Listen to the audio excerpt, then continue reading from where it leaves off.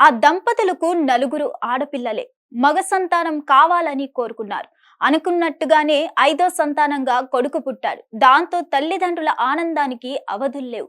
అతడిని ఎంతో గారాబంగా పెంచుకున్నారు. అయితే తల్లిదండ్రుల ప్రేమను అవకాశంగా తీసుకొని చిల్లర మల్లర వేషాలు వేయకుండా బాగా చదువుకున్నాడు ఆ యువకుడు. డిగ్రీ పూర్తి చేశాడు. ఎస్ఐ కావాలనేది అతడి కల. అందుకోసం కోచింగ్ తీసుకుంటున్నాడు. అయితే తన చదువుకయ్యే ఖర్చు తల్లిదండ్రులకు అదనపు భారం కాకూడదని భావించి రాత్రిపూట క్యాబ్ డ్రైవర్ గా పనిచేస్తూనే పగలు ఎస్ఐ ట్రైనింగ్ కు వెళ్లేవాడు.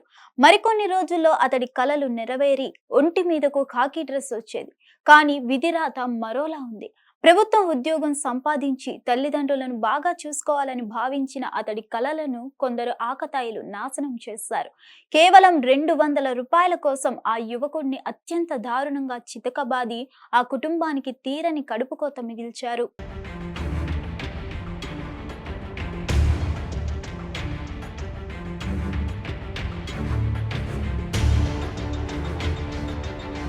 నల్గొండ జిల్లాలోని చింతపల్లి మండలం సాయిరెడ్డి గూడారానికి చెందిన అంజయ్య గౌడ్ వెంకటమ్మలకు 5గురు సంతానం. వీరిలో 4 ఆడపిల్లలు. అందరికంటే చిన్న కుమారుడు వెంకటేష్ సంతానం ఉన్నారు. వీరిది సన్నకారు రైతు కుటుంబం. డిగ్రీ దాకా చదివిన వెంకటేష్ ఎస్ఐ కోచింగ్ కోసం 2 ఏళ్ల క్రితం హైదరాబాద్ వచ్చాడు.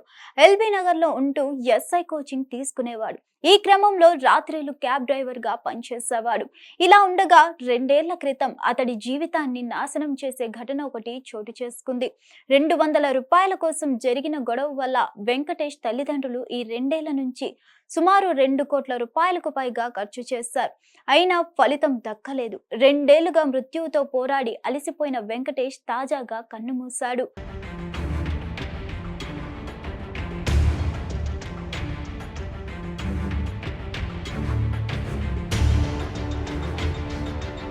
సరిగ్గా 2 ఏళ్ల క్రితం అనగా 2022 జూలై 31న రాత్రి సమయంలో వివేక్ రెడ్డి అనే వ్యక్తి బిఎన్ రెడ్డి నగర్ నుంచి ఉప్పర్పల్లికి క్యాబ్ బుక్ చేసుకున్నాడు.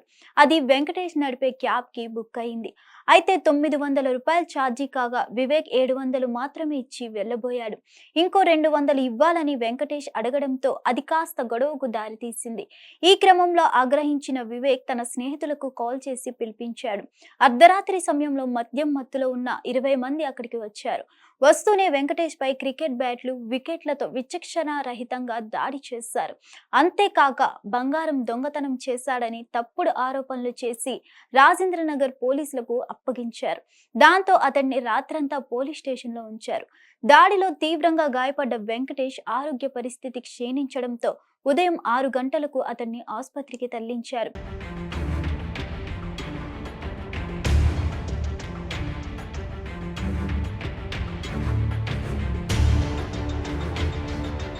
తీవ్ర గాయాల పాలైన వెంకటేష్ ని ఆసుపత్రికి తీసుకెళ్లకుండా రాత్రంతా పోలీస్ స్టేషన్ లో ఉంచడంతో వెంకటేష్ కోమాలోకి వెళ్లాడు.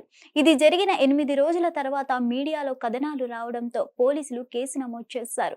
వెంకటేష్ పై దాడికి పాల్పడిన వారిలో 15 మందిని అరెస్ట్ చేసి రిమాండ్ కు తరలించగా రోజుల వ్యవధిలోనే వారంతా బెయిల్ మీద బయటకు వచ్చారు. కానీ వెంకటేష్ ఆరోగ్యం మాత్రం కుదుటపడలేదు. ఒక్కగానొక్క కొడుకును బతికించుకోవడం కోసం ఉన్నదంతా అమ్మారు. చివరకు ఇంటిని కూడా తాకట్టు పెట్టారు. కొడుకు కోసం అప్పు తెచ్చి మరీ పెట్టారు. కొడుకు కోలుకుంటే చాలు, ఆస్తులు లేకపోయినా పర్వాలేదు అనుకున్నారు. ఆసుపత్రిలో చికిత్స అందిస్తూనే కొడుకును బతకాలని దేవుళ్ళందరికీ మొక్కుకున్నారు వెంకటేష్ తల్లిదండ్రులు. కానీ వారి ప్రయత్నాలు, మొక్కులు ఫలించలేదు.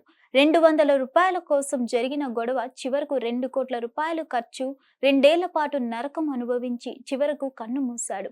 ఇక అతడిపై దాడి చేసిన వారు మాత్రం దర్జాగా బయట తిరుగుతున్నారు. ఇక వెంకటేష్ తల్లిదండ్రుల బాధ మాత్రం వర్ణనాతీతంగా మారింది.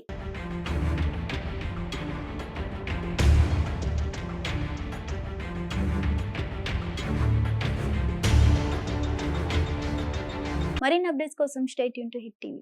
హిట్ టీవీ యాప్ ని డౌన్లోడ్ చేసుకోండి. ఇందులో short news, live news, entertainment movies అన్ని అవైలబుల్ గా ఉన్నాయి. Please download Hit TV app. Hit TV app. Hit TV యాప్ని ఫ్రీగా డౌన్లోడ్ చేసుకోండి.